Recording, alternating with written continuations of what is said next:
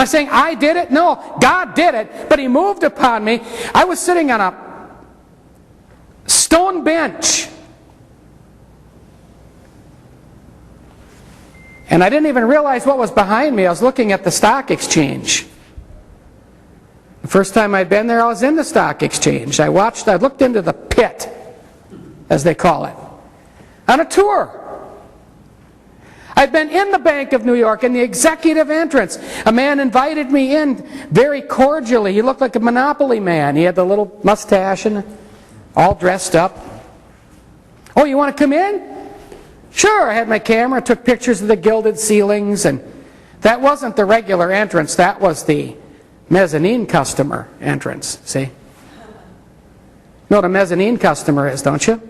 That's if you've got a bunch of money and you pick a small bank where they really take care of you. Well, in that case, it was a lot of money that people would go in there with. But this time it was different. Iron fences all the way around it. Guards all the way from the exchange around Rockefeller's bank. Automatic weapons. Fences. It looked like a battle zone. This was 9 days before the crash. And by the way, we're in a depression. They won't tell you that, but we're in one. And I walked up to one of the guards. I said, "What's going on here?" I said, "I can't believe it." And he said, "It's just a matter of security." He said, "We've got to have security. There's all kinds of potential threats and terrors. We got to have security." And the man came out from the bank there and he said, "Who are you? And were you born in this country?" And I said, "Yeah." And he wasn't born in this country. He was from somewhere else. Can't get near the bank. You just watch. It won't be long. You won't be able to get near any banks. It's getting rough out there. Do you realize we are on the very verge right now of upheaval in this country? And it's time for us as Christians to learn to groan in the Spirit. And God will show us what to do and give us deliverance. You know, this morning I thought, I wonder if there's any news item I could share with the people. And I went in and I started checking. I thought, oh man, it's an endless stream. I was quite surprised. In fact, I just ran a few things off. I just want to show you this. We've talked about this health care plan, the immunizations, and all these things. And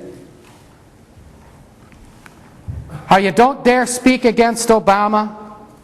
He has no tolerance for that. Well, I didn't see much news here. It's in the news as far as this rally yesterday, if you want to call it a rally.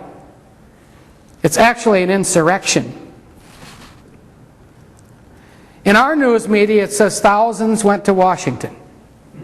They got to say something, don't they? So I thought, well, when all else fails, go to Europe. They'll tell us what's going on here. So in the London Daily Mail, they got a picture. There's Washington, D.C. here. I'll show it to you. Up to 2 million people march on the U.S. Capitol to protest against Obama's spending in Tea Party demonstration. 2 million people on the mall. They can't ignore 2 million people. Right? Sea of human heads as far as you can see. I've been there. I know what that looks like, the reflecting pool there and how it lines up. There are a lot of people there. They're carrying signs. Here's one. It's an outright attack on the Obama administration. There's a big picture, a sign of Obama. I've changed, and it shows him with a little schnurrbart like Hitler has right here. Here it says, liar in chief, pull the plug on Obamacare. And these millions of people, millions, attacking Washington. There's Obama, the ghoul, you know. But anyway, and they're protesting against socialism. This was all in the British newspaper. You don't see pictures like this all over here. Stop the march on socialism. Parasite in chief. Let's see, what else are they? These signs are amazing. Obama, can you hear us now? And on and on. So there is, and here is a picture of Obama, and the British newspaper has under the caption, for a caption, they got parasite in chief.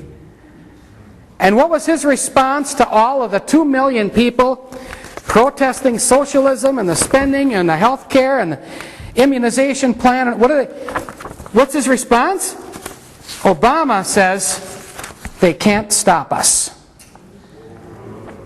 He says, we have the votes, we can do this, we're going to do this anyway. He's seizing momentum, he's going to push it forward. That's what you call by the people, for the people, of the people, right? Meanwhile, as you know, there's a groundswell against what's going on. There will be a rebellion in this country. Things are getting that bad. It's going to be an uprising. Without question. There will be blood in the streets. It won't be pretty. The people of God need to learn to groan. Now, because that's when miracles happen. That's when God has respect for us. He doesn't respect us when we eat and drink and rise up to play. He hears our prayers as we groan in the Spirit. Now, here's another little thing. It talks about, remember Blagojevich of Illinois? And how he came down? Well, he was all part of that same underworld that Obama came out of. They were good friends. In fact, they had a mutual friend by the name of Christopher Kelly. Christopher Kelly knew all about Obama and his lack of a birth certificate and all these other things about Obama, a lot of incriminating things.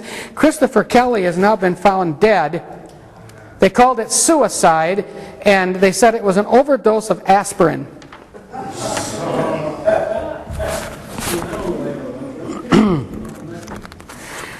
Meanwhile, a strong earthquake has shaken Venezuela.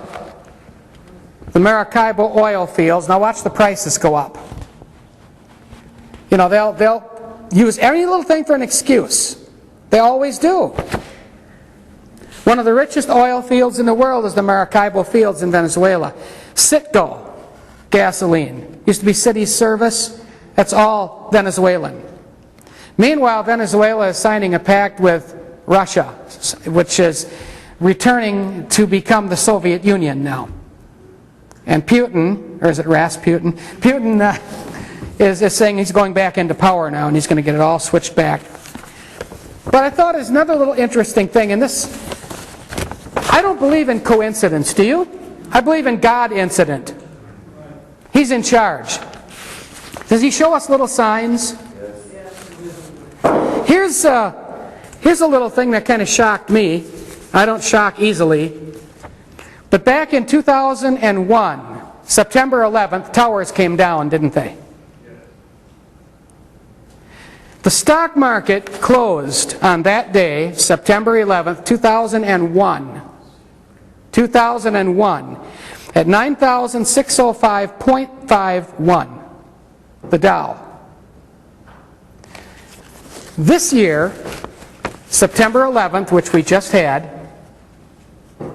2009, the stock market closed at 9,605.51. 2 digits after the decimal point, precisely the same date, 8 years later. And 8, of course, indicates new beginning. We're starting over again. We're right back where we were before. Now comes the next round. Now will come a major revolution in the country. Can we learn as a people, as a church, to groan in the Spirit? Turn with me very quickly, in the few minutes I have left, to John, book of John, chapter 11. Lazarus, a dear friend of Jesus, had died.